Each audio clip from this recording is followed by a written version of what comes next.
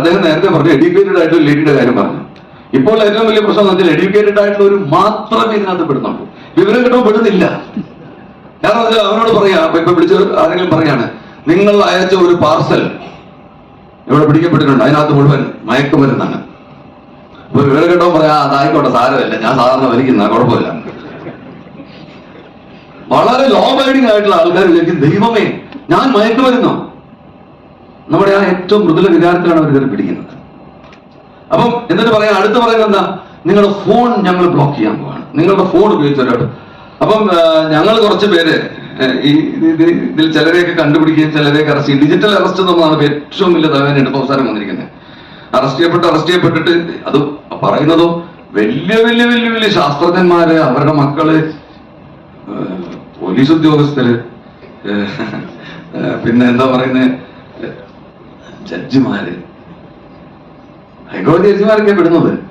അപ്പം അവരെ വരെ പെടുത്താൻ പറ്റുന്ന രീതിയിൽ അത് കഴിഞ്ഞിട്ട് ഒരു വിചാരണയൊക്കെ ഉണ്ടാകാം.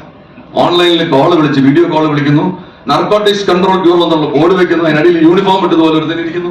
അവൻ വിചാരണ നടത്തുന്നു, എവിടെ പോയി എന്ത് ചെയ്തു, ഇപ്പൊ നിന്നെ അറസ്റ്റ് ചെയ്യും, അങ്ങനെ ചെയ്യും. വീട്ടിൽ പറഞ്ഞാൽ അപകടമെന്നാണ് അത് വിശ്വസിച്ച് പറയാതിരിക്കുന്നു.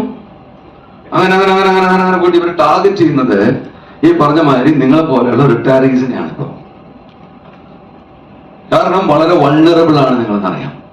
നിങ്ങളുടെ വൾണറബിലിറ്റി എവിടെ നിന്നൊക്കെ വരുന്നു എന്നുള്ളത് അവർ മനസ്സിലാക്കുന്നു. ഒറ്റയ്ക്ക് താമസിക്കുന്ന സ്ത്രീകളാണെങ്കിൽ പ്രത്യേകിച്ച് അവർ ടാർഗറ്റ് ചെയ്യുന്നു. ഇത് കഴിഞ്ഞ് ഇപ്പോ പുതിയൊരു മേഖലയിലേക്ക് കടന്നിരിക്കുന്നു, crypto currency. Crypto currency illegal ആണ് എന്ന് പറയാൻ പറ്റാത്തൊരു നാട്ടിലാണ് നമ്മൾ ചെയ്യുന്നത്. I am sure sir it's not illegal.